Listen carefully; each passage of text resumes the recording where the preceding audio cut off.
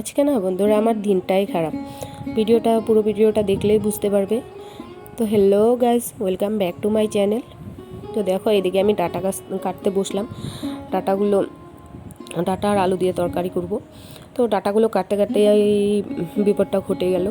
যদি পাশেই বসে থাকতাম তাহলে দেখতে পারতে। এখানে দেখো ডাল বসিয়েছি কুকার ছিটকে এসে এখানে পড়েছে আর আমি পাশে বসে আছি। আমি ভয় পেয়ে গিয়েছি, আর যদি ওখানে বসে থাকতাম তাহলে তো আমার গায়ে পড়ে যেত, কেমন হতো। অনেকটা বড় কেলেঙ্কারি ঘটে গিয়েছে। আর এইদিকে দেখো কত তেল পড়েছে। কুকারটা ছিটকে এসে যখন পড়েছে, এখানে তেলের বোতল ছিল তখন পড়েছে। এখানে দেখো রান্নাঘরের অবস্থা, এদিকে মেয়েও ত্যাক্ত করছিল, আর এদিকে রান্নাঘরের অবস্থাটা একবার তোমাদেরকে দেখিয়ে দিলাম, কারণ গোছানোর পরও আরেকবার দেখাবো।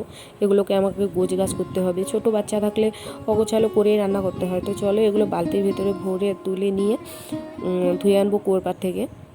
তারপর ধুয়েও নিয়ে আসলাম, সেখানে আর ভিডিও করিনি, পরে আর মোবাইলটা নিয়ে যাইনি। এদিকে এখন বাসনগুলো গুছিয়ে নিচ্ছি। আমার মাথায় কাজ করছে শুধু কখন গোছাবো, এতটা অগোছালো হয়ে আছে। আবার এদিকে মনটাও ভালো লাগছে না, তেল পড়ে গিয়েছে, ডাল পড়ে গিয়েছে। এগুলো একটা ভালো লক্ষণ নয়, কারণ কিছু একটা বিপদ আসছে, সেই জন্যই মনে হয় এগুলো দেখাচ্ছে।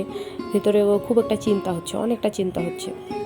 তো এদিকে ওভেনটা মুছে নিলাম, এখন ঘরটাও মুছে নেব, তারপর একটু শান্তি পাবো। আমি রান্নাঘরটা যখন গোছানো দেখবো তখন একটু শান্তি পাবো। এদিকে তো থাকার ঘরে তো মেয়েকে, তো বড় ঘরে তো মেয়েকে খেলতে দিয়েছি, সেখানে অগোছালো হয়েই আছে।